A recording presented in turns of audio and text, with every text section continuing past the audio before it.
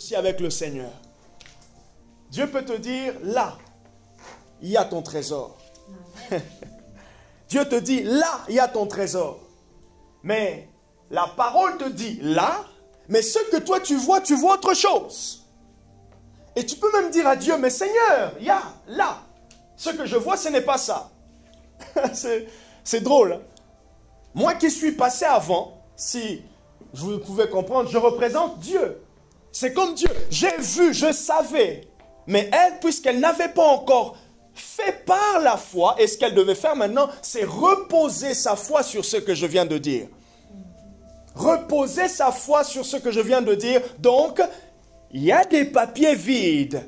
Donc, elle devait chercher maintenant les papiers vides. Là où elle voit des papiers à moitié écrits. Enfin, des papiers utilisés. J'ai bien aimé ce qu'une dame a dit. Elle a dit, le contraire de la foi, c'est quoi? Je vous pose la question. Le contraire de la foi? L'incrédulité. L'incrédulité. La peur, tout ce que vous voulez. Le doute. Les raisonnements. Les raisonnements. Et sa réponse m'a surprise. Parce qu'elle aussi, elle a relayé, elle a fait une vidéo TikTok pour relayer ce qu'elle avait entendu, qui l'avait aussi surprise. Ceux qui sont en ligne, le contraire de la foi, c'est quoi? Vous pouvez activer votre micro. C'est ce que l'on voit. Janelle, tu as suivi la vidéo ou pas? Ah, ok. C'est pour cela qu'elle a ouvert la vidéo, le micro en premier. Le contraire de la foi, c'est ce que l'on voit. Parce que la Bible dit, la foi est une ferme assurance des choses qu'on espère, une démonstration de celles qu'on ne... Oh, le mystère avec Dieu. Le contraire, la foi, c'est la ferme assurance dans ce que tu n'as pas encore vu. Ah, quel contraste, quel contraste, quel contraste, quel contraste. Quel contraste, mais laissez-moi vous dire qu'avec le Saint-Esprit, avec l'aide de Dieu, là où il nous aide, c'est à ce niveau-là, afin qu'on puisse voir au-delà de ce que l'on voit. Ce qu'elle voyait, ce sont les feuilles utilisées. Mais moi je l'ai dit, il y a des feuilles là.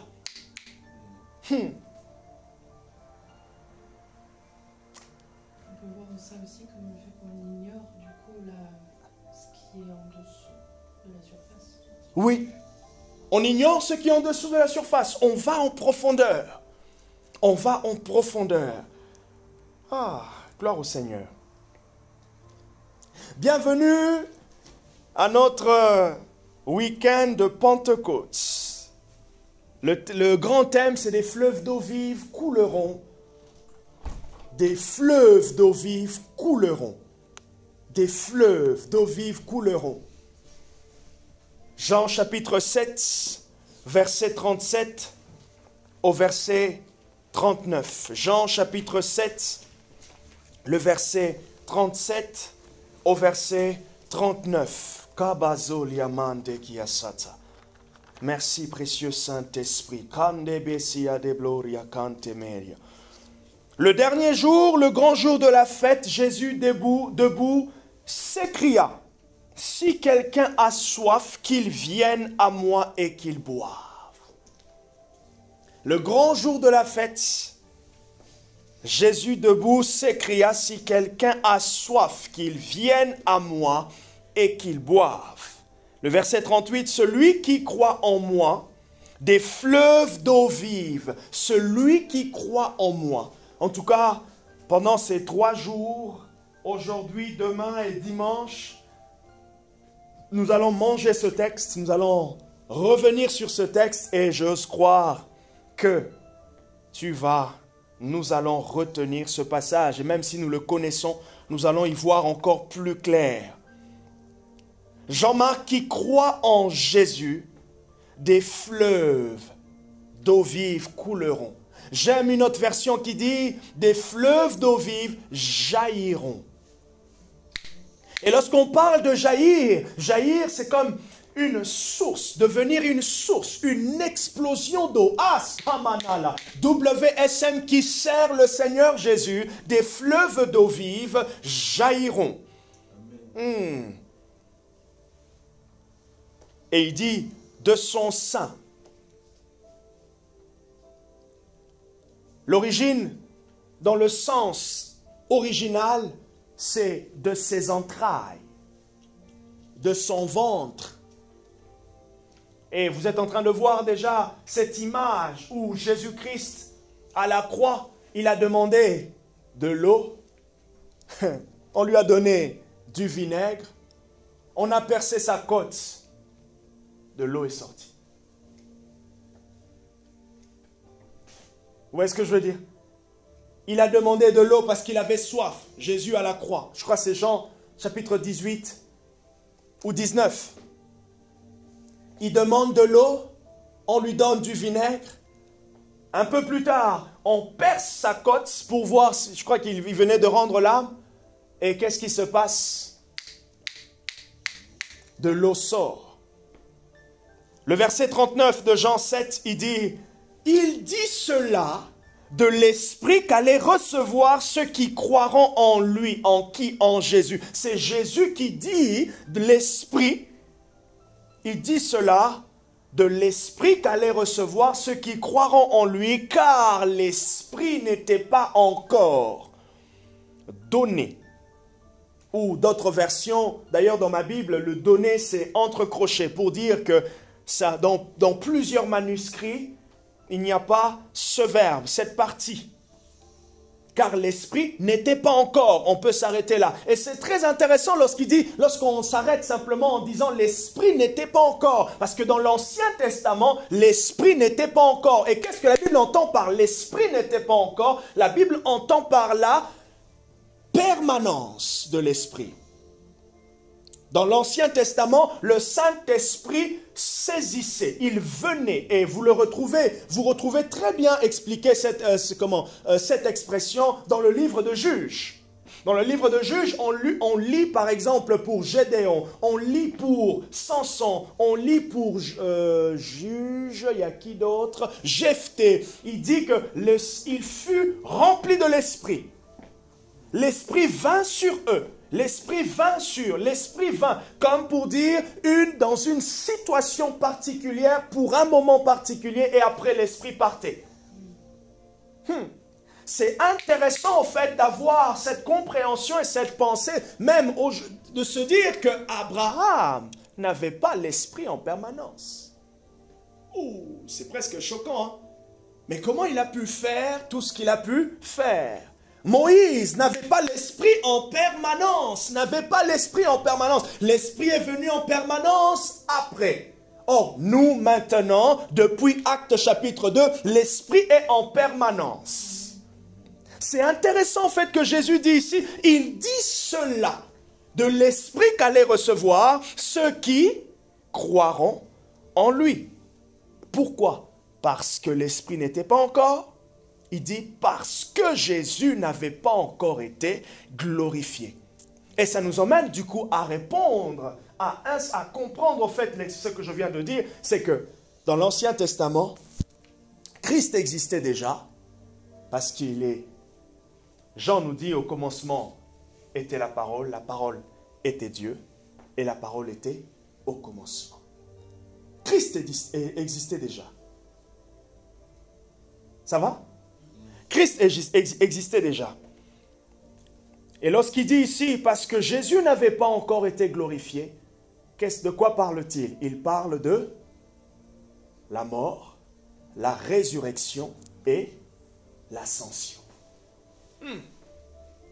3 éléments devaient rentrer en compte pour que le Saint-Esprit puisse venir et demeurer. D'ailleurs, l'apôtre Jean parle de Jean-Baptiste qui dit « J'ai vu l'Esprit venir sur lui et se poser ». Ce qui est intéressant, c'est que, à la différence de Jephthé dans le livre de Juges, à la différence de Josué, l'Esprit sur Jésus est resté. Et ce n'est que celui sur qui l'Esprit pouvait demeurer qui pouvait rependre l'Esprit. Maintenant, ici, Christ donne la clé où Jean explique pourquoi l'Esprit n'était pas encore, parce que l'Esprit attendait la glorification de Jésus. Dans la théologie concernant le Saint-Esprit, on parle toujours de deux dimensions, deux vérités importantes. Premièrement, l'Esprit en nous. Deuxièmement, l'Esprit sur nous. L'Esprit en nous, c'est ce que nous expérimentons lors de la nouvelle naissance. Est-ce que quelqu'un peut prendre 1 Corinthiens chapitre 12, verset 13. Oh Saint-Esprit, merci pour la manière dont tu m'emmènes. Kabadir Yamad, Zenekos Kadi, Varade Dimasta, Ikenoska. 1 Corinthiens chapitre 12, le verset 13 au verset 14. Verset 13 plutôt. Car c'est dans un seul esprit que nous tous, pour être un seul corps, avons été baptisés, soit juifs, soit grecs, soit esclaves, soit libres, et nous avons tous été abreuvés. Soulignez ce verset si vous le pouvez, ou même marquez, mettez-le dans le favori avec Android. Il dit, nous avons tous été abreuvés. Ah, Skomelina. Ça, ce texte parle de l'esprit en nous. Nous avons tous bu. Quand quelqu'un expérimente la nouvelle naissance, qu'est-ce qui se passe? Il est en train de boire à la source de l'esprit. L'esprit vient en lui. Notez un autre passage, 1 Jean chapitre 2 verset 27. 1 Jean chapitre 2 verset 27. Et c'est l'apôtre Jean qui parle toujours. Et qu'est-ce qu'il dit? L'onction que vous avez reçue. L'onction que vous avez reçue vous enseigne toutes choses. Or, cette onction, c'est quoi? C'est le Saint-Esprit. Le Saint-Esprit qui est en nous. Voilà pourquoi le prophète Ézéchiel, lorsque Dieu était en train de lui parler, lui montrait ce qui va venir. Parce que ce qui est venu dans lequel vous et moi nous sommes, c'est ce qui est meilleur. Nous sommes dans ce qui est meilleur, mais pas que. Nous sommes dans ce qui est permanent. Parce qu'avant, c'était éphémère. Or, Dieu, pour montrer sa sagesse, a fait en sorte que les prophètes de l'Ancien Testament puissent voir, mais sans toucher. Les prophètes de l'Ancien Testament, ils ont vu. Oh, ils ont vu la gloire à venir. Ils ont vu le Messie qui allait venir. Ésaïe chapitre 53, vous connaissez ce passage. Ésaïe qui parle des souffrances du Messie. Ésaïe comme s'il était en train de... il veut toucher. Oh, mais il est en train de parler des souffrances de celui qui devait libérer. Il parle des souffrances, mais des souffrances victorieuses. Des souffrances qui permettront même à lui... qui n'a pas totalement expérimenté la plénitude de ce que nous avons aujourd'hui. Toujours, aujourd'hui, je tombe encore sur une autre vidéo, sur Instagram.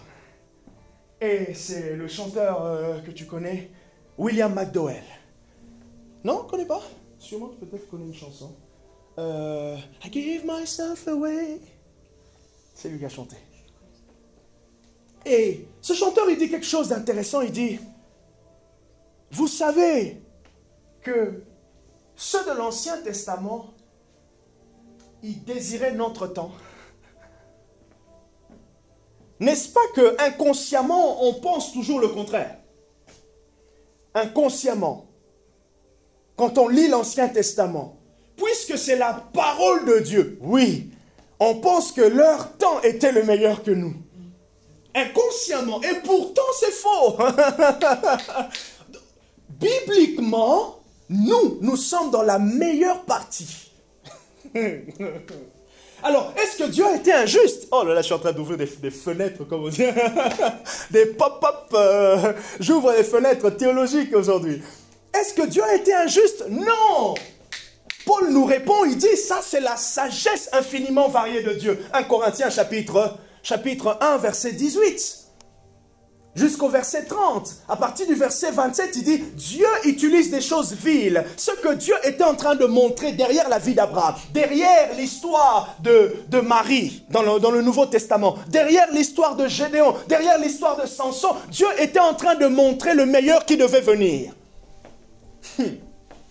Alors, peut-être la question aussi, pourquoi Jésus n'est pas venu alors à ce moment-là? Simplement parce que ce n'était pas dans la sagesse de Dieu le temps marqué. Parce que le temps marqué, c'était lorsqu'il y a eu Marie. Bon, c'est peut-être un peu facile à comprendre comme ça, mais on voit au fait que Dieu n'a pas fait d'erreur. Dieu n'a pas fait d'erreur avec Moïse. Dieu n'a pas fait d'erreur avec toutes les histoires qu'on peut lire dans l'Ancien Testament. Dieu n'a pas fait d'erreur avec l'exil. Voilà pourquoi j'aimerais t'encourager aussi ce soir. Dieu n'a pas fait d'erreur. Dieu n'a pas fait d'erreur. Dieu ne fera jamais d'erreur. Si Dieu fait une erreur, ça veut dire qu'il n'est plus Dieu. Alors, j'enlève ma veste. Non, bref. Non, Dieu n'a pas fait et il ne fera pas d'erreur.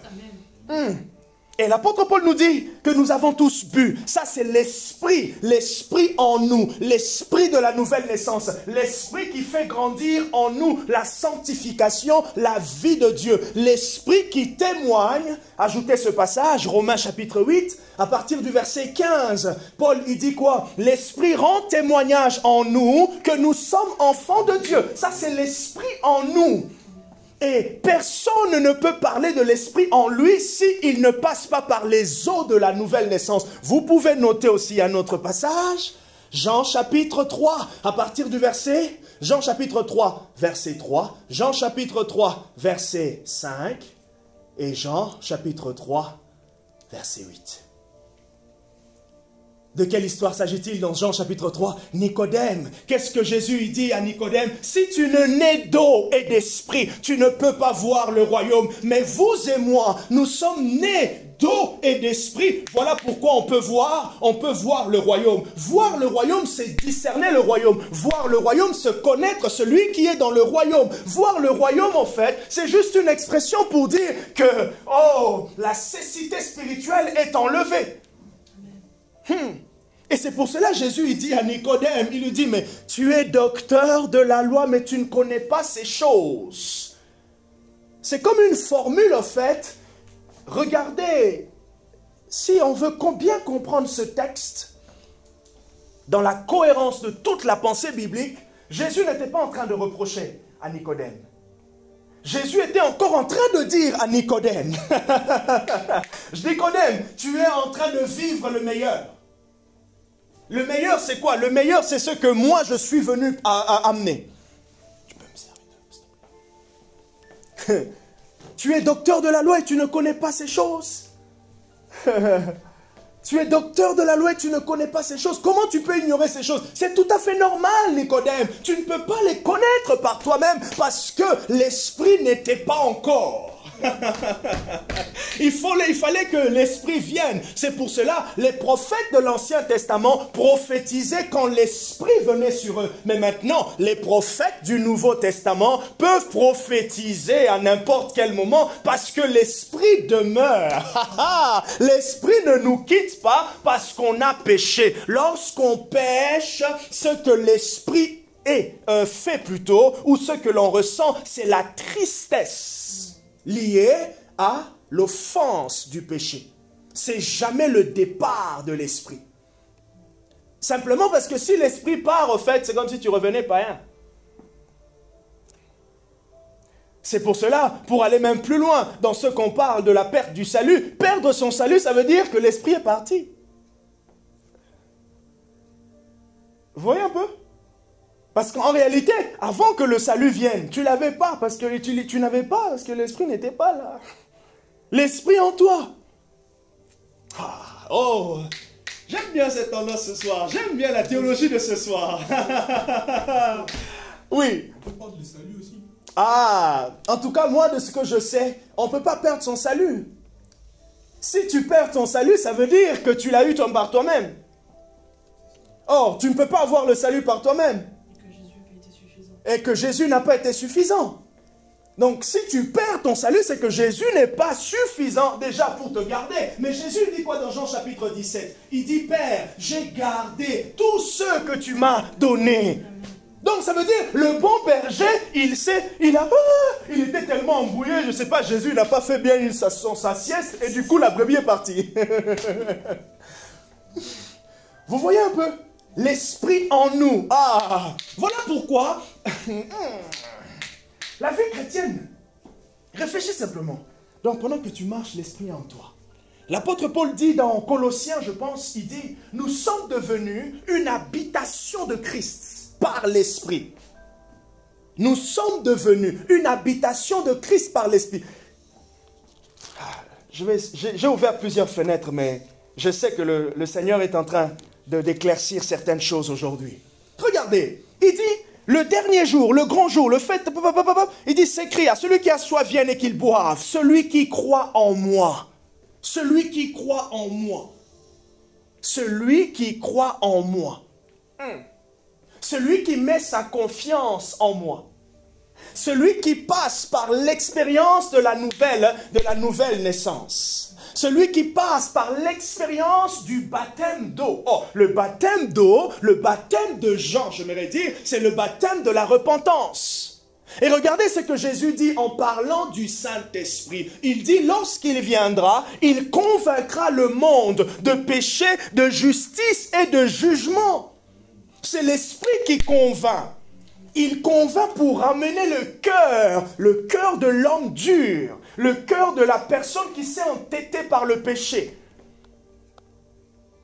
à s'incliner et à le recevoir. Et Jésus dit, cette personne maintenant va expérimenter quoi? Il va expérimenter des sources d'eau vive. J'aimerais qu'on puisse s'habituer à ces mots ici. Les mots suivants, source, eau vive, fleuve spirituel, eau abondante. Vous pouvez les utiliser de manière interchangée. Je répète, source, eau vive, fleuve spirituel, eau abondante. Vous pouvez les utiliser de manière interchangée. Jésus dit que ceux qui croient en lui, ceux qui sont ses enfants, ceux qui sont ses brebis, ou encore plus loin, nous, qui avons placé notre confiance en lui, nous deviendrons des sources. Nous deviendrons des sources. Ah, est-ce que ça va? Nous deviendrons des sources vivantes. Allons plus loin. Quelqu'un va dire, mais du coup, c'est quoi? Comment on peut définir les fleuves d'eau vive? D'ailleurs, pour la petite parenthèse, vous pouvez retrouver, j'espère qu'on l'avait enregistré, essayez d'aller regarder sur notre chaîne YouTube, les fleuves spirituels, un message que j'avais prêché en 2022, le 24 août 2022. Bon, ça doit y être. On avait déjà commencé à faire des choses, Marie. On est à combien de vidéos, c'est une parenthèse? 200, 250? Non? Bon, sûrement aux alentours de, je crois, non? Au moins 100. Les fleuves spirituels, c'est quoi? Ou les eaux spirituelles, c'est quoi? Les fleuves d'eau vive ou les fleuves spirituels, ça représente les bénédictions spirituelles résultantes de l'activité du Saint-Esprit. Les fleuves spirituels, d'ailleurs, il y a un chant qui dit « Out of my belly », du fond de mes entrailles, au-dedans de moi, couleront, sortiront. Oui, je vais répéter. Les fleuves spirituels représentent les bénédictions spirituelles résultantes de l'activité du Saint-Esprit. Donc Jésus est en train de dire, ceux qui croient en moi, des bénédictions spirituelles, ou ils deviennent des bénédictions. Il y a des bénédictions spirituelles qui sortent d'eux. Mais en fait, ces bénédictions-là, c'est quoi? C'est très intéressant que Jean nous donne la précision au verset 39. Il dit cela de l'esprit qu'allait recevoir. Oh, allons un peu plus loin. Jésus est en train de dire, ceux qui croient en moi vivront, expérimenteront, les fruits du ministère, les bénédictions du ministère ou de l'œuvre du Saint-Esprit en eux. S'il n'y a pas un plus grand privilège que Dieu nous a donné d'être chrétien, ou je veux dire, de le connaître. Connaître Dieu, c'est posséder Vous avez plusieurs définitions que vous pouvez mettre. Mais là où je peux insister aujourd'hui, c'est posséder, c'est devenir une habitation de Dieu. Si tu dors, est-ce que, je ne sais pas s'il y a certaines personnes qui ont déjà réfléchi. Je ne sais pas si vous avez déjà réfléchi. Peut-être c'est un exercice à ne pas faire, comme on dit. Ne faites pas ceci à la maison, mais allez dormir et dites, demain à 8 heures, quand je vais me réveiller, je ne serai plus chrétien.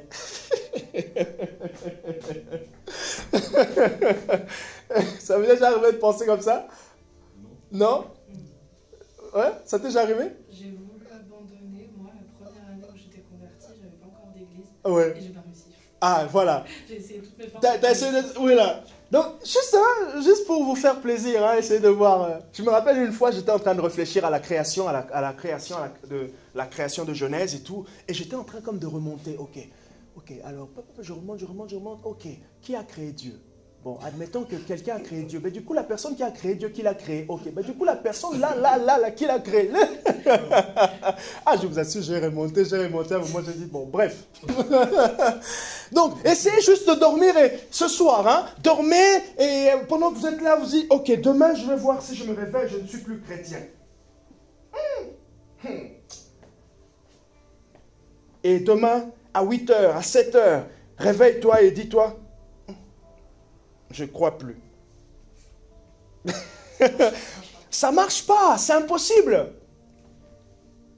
C'est pourquoi je dis un exercice à ne pas faire. Pourquoi? Parce que de peur de faire appel à l'ennemi, de vouloir venir avec des mensonges. Mais vous voyez, vous allez voir que ça sera juste, des mensonges, des confusions.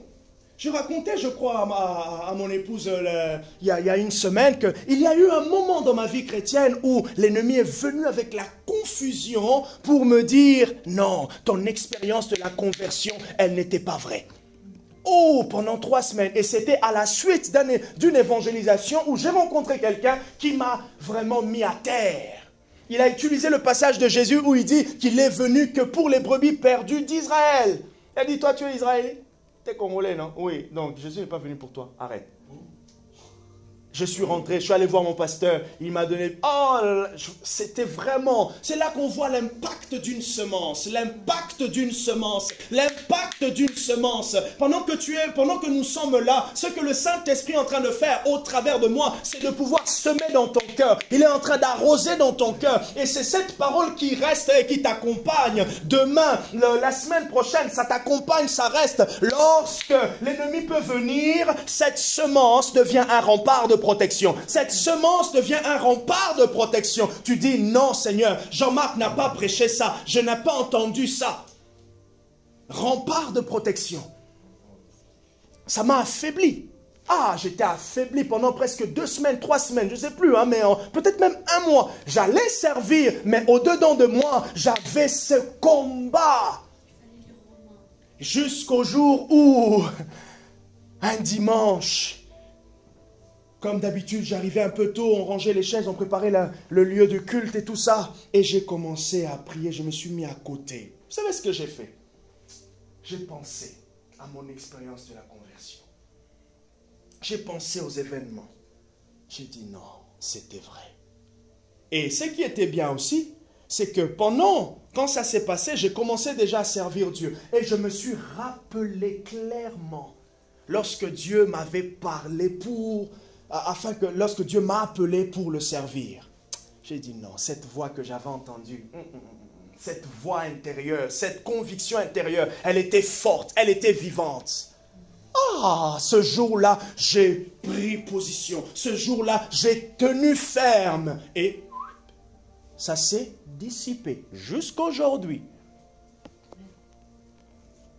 Et je peux dire que dans 20 ans, ça sera pareil. Je serai toujours chrétien. Et lorsque la mort va passer, je serai au ciel. Heureux. Avec assurance. Bien sûr, pour certains, ça sera un peu triste, c'est vrai. Comme je Ce n'est pas non plus la joie lorsqu'on perd quelqu'un, mais on peut s'en réjouir. Voyez? Ça fait mal. Mais on peut s'en réjouir, surtout si la personne est morte en Christ. Les fleuves d'eau vive, ça parle du ministère du Saint-Esprit.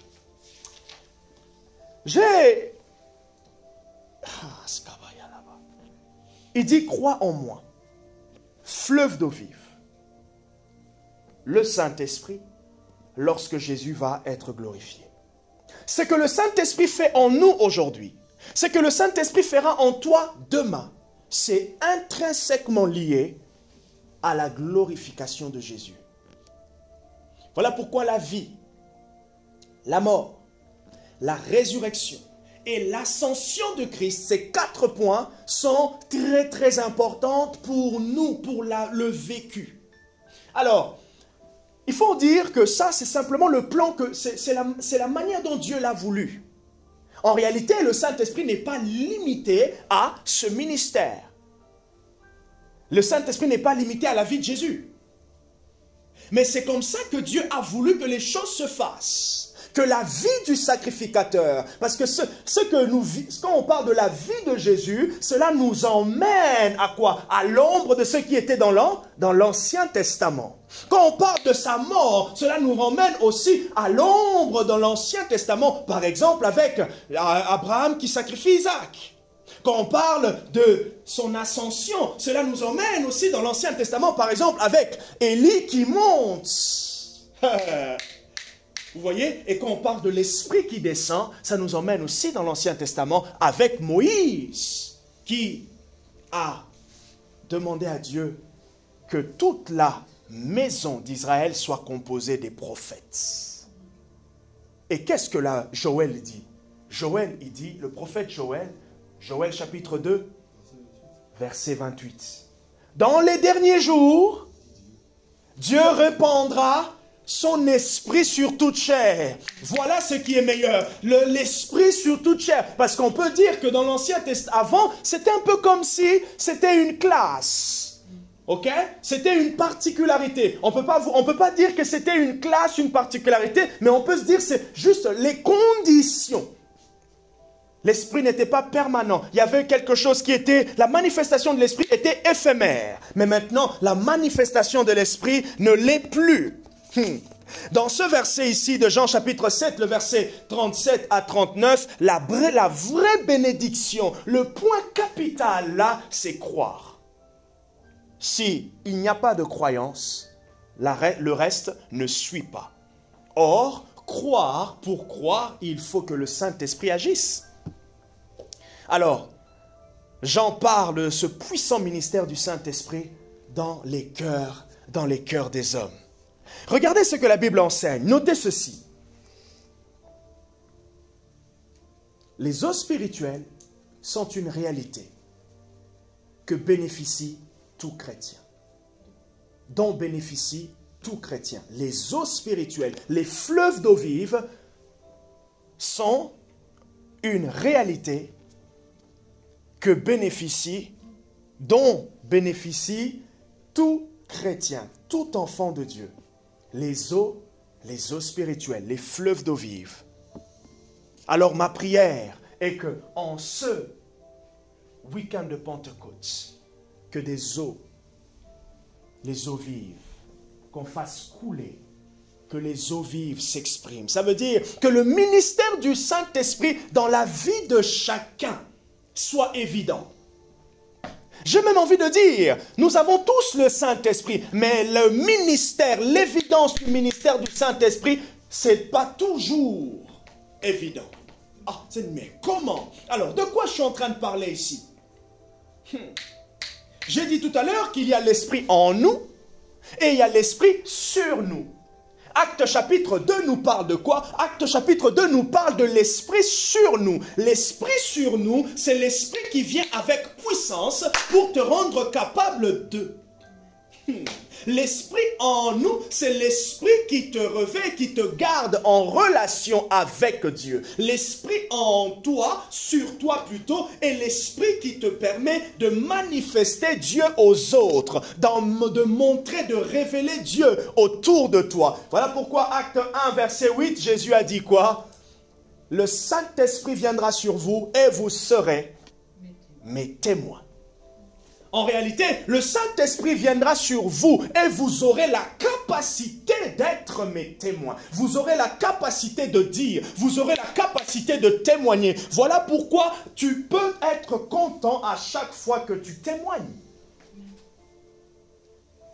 Ça demande du courage. Mais pas qu'un courage de volonté, mais un courage spirituel, parce que les enjeux sont spirituels. Il y a un adversaire que tu ne vois pas, qui t'inflige toutes sortes de pensées, qui t'arrête d'une certaine manière, même s'il ne te le dit pas, même si la personne devant qui tu es, elle est tout sympa, elle est vraiment gentille, mais tu as l'impression d'être arrêté par quelque chose que tu ne peux même pas contrôler. Les fleuves d'eau vive couleront. Ministère du Saint-Esprit au sein de WSM qui va couler. Et d'ailleurs, c'est important de souligner aussi, lorsqu'on parle d'un fleuve, on parle de quelque chose qui est en mouvement. Jésus dit, couleront. Ça veut dire, sortira de quelque part pour aller vers. Sortira de quelque part pour aller vers. Regardez ce que la Bible enseigne. J'ai relevé 7 points sur ce que la Bible montre, sur ce que la Bible explique concernant les eaux spirituelles. Regardez ce que la Bible dit sur les eaux spirituelles. La Bible dit premièrement que Jésus est la source de l'eau qui coule. Jésus est la source. Voilà pourquoi, notez ce passage, Jean chapitre 4, verset 10. Mais aussi, prenez ce texte, Psaume chapitre 1, le verset 3. Notre texte concernant la prospérité spirituelle. Je bénis Dieu. L'intercession il y a 2 semaines où ce thème est sorti. Il y a 2 semaines, tu te rappelles? Où tu as conduit le samedi. Samedi, l'intercession, tu as conduit avec Prégma. Sur le thème de ce week-end de Pentecôte. C'est de là, au fait, que j'ai tiré. Et quand je pense, je dis, mais c'est fou, Seigneur, comment ce thème colle parfaitement à notre thème de l'année. Les fleuves d'eau vive. Les fleuves d'eau vive parlent, comme je l'ai dit, des bénédictions spirituelles. Et puisque nous sommes dans la prospérité spirituelle, ça parle d'une forme de prospérité. Mais une prospérité par quoi? Par le ministère intérieur du Saint-Esprit. Il n'y a pas plus beau de pouvoir expérimenter chaque jour le ministère du Saint-Esprit. Et laissez-moi vous dire, le ministère du Saint-Esprit est continuel en nous. Mais maintenant, ça c'est la dose minimale. On peut aller plus loin. On va plus loin lorsqu'on décide de collaborer. On va plus loin lorsqu'on saisit comment faire. Le Saint-Esprit travaille de manière, c'est ce qu'on appelle en théologie la grâce commune à tous les chrétiens, si je peux le dire. À tous. Mais vous allez voir que chez d'autres, il y a comme quelque chose d'un peu plus. Un peu plus. La Bible dit, comme je disais, que sur les eaux spirituelles, Christ est la source. Et à cette femme samaritaine, Jean 4, verset 10, Jésus dit quoi? Si tu connaissais le trésor de Dieu, et qui est celui qui te dit, donne-moi à boire, tu l'aurais toi-même demandé à boire. Physiquement, dans le naturel, Jésus avait soif. Mais spirituellement, Jésus, il est la source. C'est fou quand même, hein? Regardez un peu ce passage. Spirituellement, c'est la femme qui devait demander à Jésus, mais naturellement, c'est lui qui demande. Dans son humanité. Dans son humanité, Christ demande à cette femme. Mais dans spirituel, c'est lui qui est la source. Si Jésus est notre Seigneur en ce lieu, il est la source de toute activité. Il est la source de tout ce qui va jaillir durant cette saison au sein de l'Église. Deuxièmement, les eaux spirituelles, la Bible dit, sortent de la maison de Dieu. Alors, quelles sont les eaux qui sortent de WSM? Quelles sont les eaux qui sortent de nous? Parce que nous sommes, nous aussi, la maison de Dieu. Parce que la Bible dit, nous sommes devenus une habitation de Christ par l'Esprit. Donc, concernant les eaux spirituelles, la Bible enseigne premièrement que Jésus est la source. Deuxièmement, que les eaux spirituelles sortent de la maison de Dieu. Et laissez-moi vous rappeler au fait, lorsque on parle et quand Jésus s'exclame comme cela, c'est intéressant, vous l'avez peut-être pas pensé. Cette exclamation de Jésus, il s'adresse à qui? Il s'adresse aux Juifs. Quelle était la condition des Juifs? Spirituellement, bas. Et quand il dit, ceux qui croiront en moi, des eaux vives, des fleuves d'eau vive couleront de leur sein, Jésus est en train de parler de la prospérité spirituelle. Il est en train de dire, vous tous qui êtes secs spirituellement, lorsque vous viendrez, lorsque vous croirez en moi, votre condition spirituelle va changer. Il s'adresse à un peuple qui spirituellement est dans un désert. Il s'adresse à un peuple qui spirituellement expérimente la sécheresse spirituelle. Alors au nom puissant de Jésus, partout où il y avait la sécheresse, que la source puisse jaillir maintenant. Que la source jaillisse maintenant au nom de Jésus. Aucune sécheresse, nous refusons la sécheresse, que tu puisses être irrigué, que ton esprit soit irrigué ce soir, que ton esprit, que ton être intérieur soit irrigué maintenant, au nom puissant de Jésus. Troisièmement, les eaux spirituelles, la Bible dit que les eaux spirituelles satisfaites, c'est ça? Hein? Les eaux spirituelles satisfont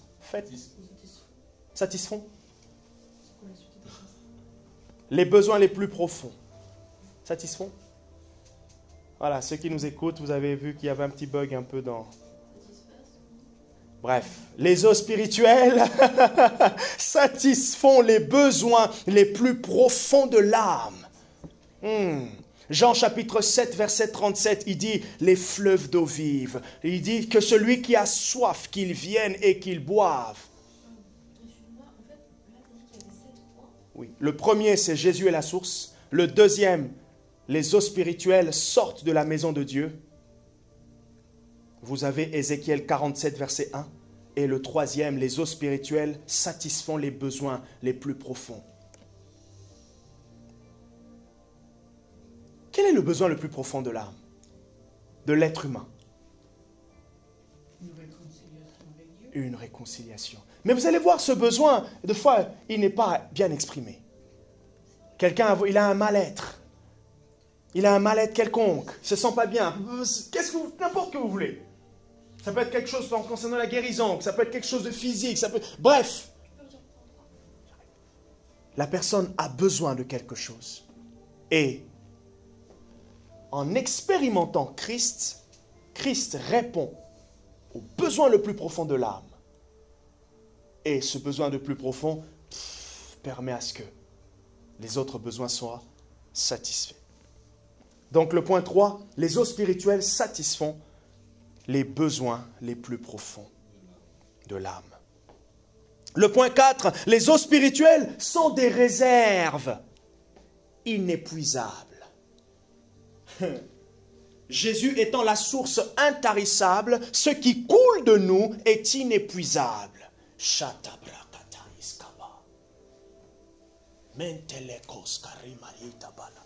Concernant ce passage, j'ai écouté un prédicateur qui disait qu'il y a deux écoles. La première école, c'est ceux qui pensent que Christ est en train de parler de lui d'abord, comme étant la source qui va jaillir continuellement. Et la deuxième école, c'est ceux qui pensent que Christ est en train de parler que les sources jailliront de ceux qui croient. Ça veut dire que la présence et la personne de l'Esprit en nous est continuellement présente. La source intarissable en nous, elle ne s'arrête pas. Mais maintenant, c'est à nous de savoir comment puiser. Ah, je me sens à bout. Je me sens spirituellement bizarre. Ça veut dire que ton être intérieur n'est pas assez irrigué. Je pense que lorsque, si je ne me trompe pas, lorsque le cœur arrête de battre, le cerveau fonctionne encore ou c'est quoi? C'est ça? Oui, il est plus irrigué. Il est plus irrigué, mais il ne meurt pas directement, le cerveau, non? Quelques minutes, quoi, ça dépend. Voilà, ça dépend. Quelques minutes, il a plus rien à manger. Voilà. Pendant qu'on se sent spirituellement pas assez irrigué, presque, on commence à sentir un effet de sécheresse, c'est important de revenir sur cette vérité. Le Saint-Esprit en moi est une source inépuisable. Alors Seigneur, je veux que tu puisses arroser mon esprit maintenant. Saint-Esprit, je veux que tu puisses arroser mon esprit. Je veux que tu puisses arroser, Yatala Marianama, afin que les sources d'eau vive, les sources de la vie puissent couler de moi. Cinquièmement, les eaux spirituelles ne sont pas affectées ni par le temps, ni par les saisons. Il n'y a pas de saison qui empêche, qui affecte la pureté des eaux spirituelles. Premièrement, je dis, Jésus est la source. Deuxièmement, les eaux spirituelles sortent de la maison de Dieu. Troisièmement, les eaux spirituelles satisfont les besoins les plus profonds. Quatrièmement, les eaux spirituelles sont des réserves inépuisables. Cinquièmement, les eaux spirituelles ne sont affectées ni par le temps, ni par les saisons. Rien n'affecte les eaux spirituelles. Ah, je suis dans une saison bizarre de ma vie. Alors oui, c'est vrai, tu peux être dans une saison bizarre de ma vie, mais tout en étant irrigué spirituellement. On peut être dans une période particulière, mais on est irrigué intérieurement. Mandeskabia. Et sixièmement, les eaux spirituelles rendent la vie fructueuse. Les eaux spirituelles rendent la vie fructueuse. Apocalypse 22, versets 1 à 2. Et pour terminer, le point 7. Et ça, c'est intéressant. C'est presque même la clé pour expérimenter et vivre. Jésus il dit au verset 37, « Si quelqu'un a soif, qu'il vienne et qu'il boive. »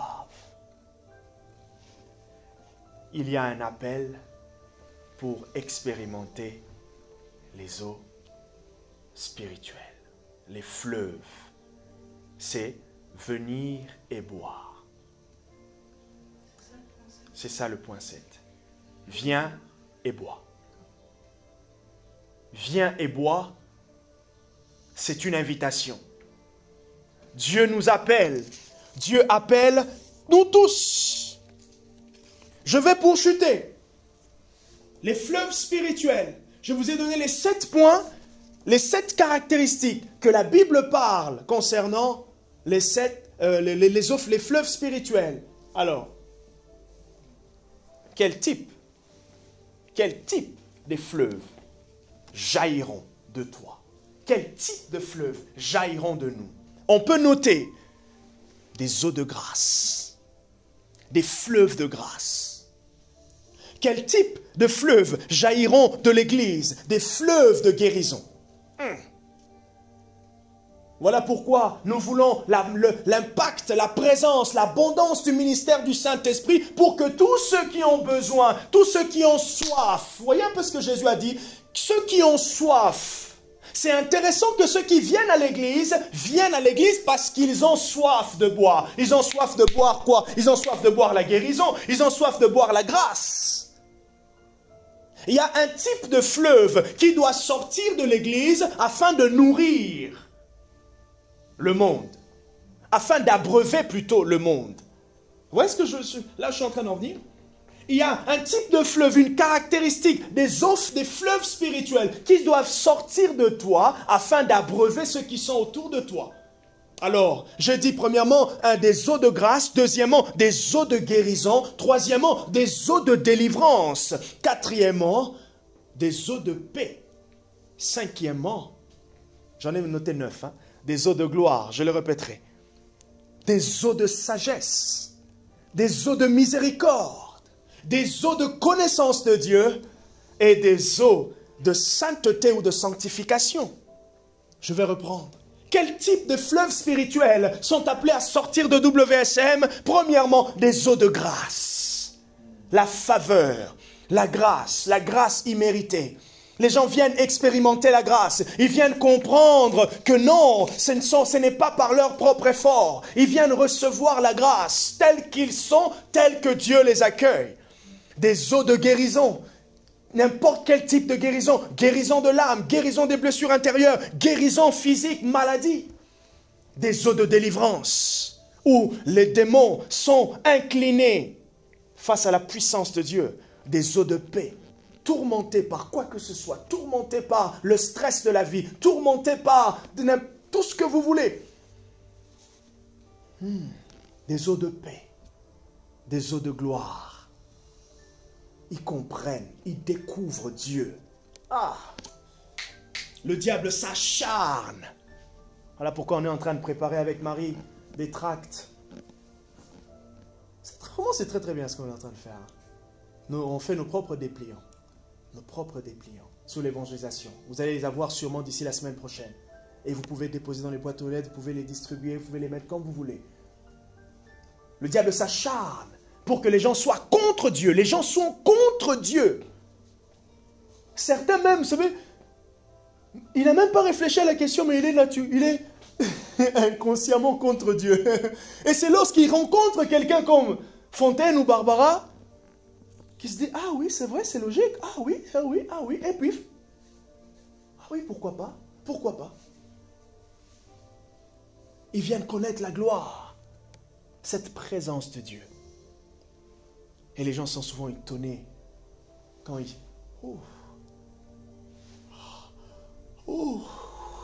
quand ils ressentent pour la première fois la présence de Dieu, la présence manifeste de l'Esprit.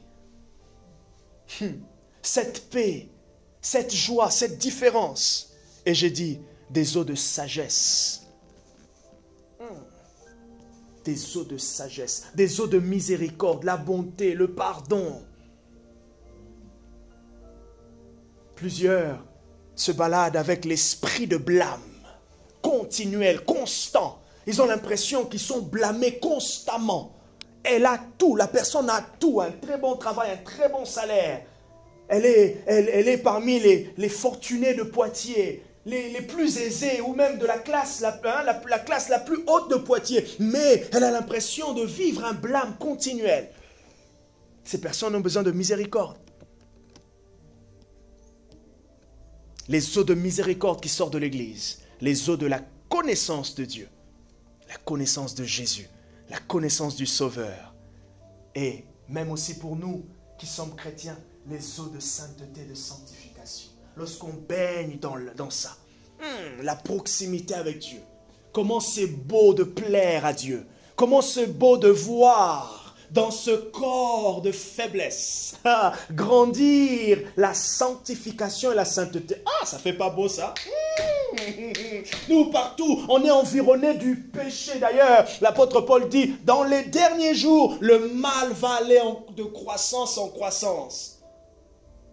Mais il y a de ceux que Dieu a mis à part, qui sont en train de grandir. L'ivraie et le blé grandiront ensemble. Nous sommes en train de grandir dans un désir plus profond de plaire à Dieu. Est-ce que ça, vraiment, c'est pas très beau? Les eaux qui coulent de leur sein. Ce sont ces eaux-là que nous voulons libérer dans l'Église. Je reprends les points. Premièrement, les eaux de grâce. Oui, j'en ai dit 9. Les eaux de grâce, premièrement. Deuxièmement, les eaux de guérison. Voilà, troisièmement, les eaux de délivrance. Quatrièmement, les eaux de paix. Cinquièmement, les eaux de gloire. Sixièmement, les eaux de la sagesse. Septièmement, les eaux de miséricorde. Huitièmement, les eaux de la connaissance de Dieu. Et neuvièmement, les eaux de sainteté ou de sanctification. Alors, nous sommes en train de chuter. C'est la troisième fois et peut-être la dernière que je dis ça. Vous allez me dire, mais du coup, comment on fait pour expérimenter ces eaux? Je vous donne les points et nous allons insister sur ça dimanche. Qu'est-ce que je fais pour expérimenter ces eaux? Qu'est-ce que j'entends par qu'est-ce que je fais pour expérimenter les fleuves d'eau vive? Je suis simplement en train de dire, comment je peux amplifier le ministère du Saint-Esprit en moi? Ah, bon, ok. J'aimerais peut-être aller encore un peu plus loin. En réalité, je n'amplifie pas l'activité du Saint-Esprit, mais je rentre dans l'environnement, dans les prérogatives pour collaborer, pour permettre à ce que l'œuvre du Saint-Esprit soit de plus en plus visible dans ma vie. Jésus commence par dire si quelqu'un a soif. Il y a une soif. Non pas la soif spirituelle que Dieu envoie, mais la soif que nous développons par rapport à ce que nous avons compris. La croissance spirituelle, c'est lorsque tu as saisi quelque chose et tu commences à languir pour cette chose-là. Voilà pourquoi Philippiens chapitre 3, l'apôtre Paul pouvait dire « Je fais tout à cause de l'excellence de la connaissance de Christ ». Il y a cette soif que Dieu envoie dans nos cœurs. D'ailleurs, Amos dit « Dans les derniers jours, j'enverrai une faim. » Amos chapitre 8, verset 3. La faim et la soif d'entendre les paroles de Dieu. Ça, il y a des soifs que Dieu envoie. Parce que vous êtes dans une saison, Dieu envoie une soif. Mais il y a des soifs aussi. Ça fait la différence. La soif que le chrétien développe intentionnellement par rapport à ce qu'il a compris. Et maintenant, il commence à désirer ça. J'ai lu sur des miracles, j'ai lu sur ceci, j'ai lu sur cela. Je commence à avoir envie de voir ce que j'ai lu. Aïe, aïe, aïe, ça fait la différence. Ça ouvre maintenant. Ça élargit ta faim, ton appétit. Ésaïe chapitre 55, verset 1. Venez, vous tous qui avez soif. Venez boire. Je prie que Dieu te baptise d'une soif pour lui. Je prie que tout ce que tu as entendu, la soif des prophéties, de voir des prophéties, la soif de voir, Sakati Alama.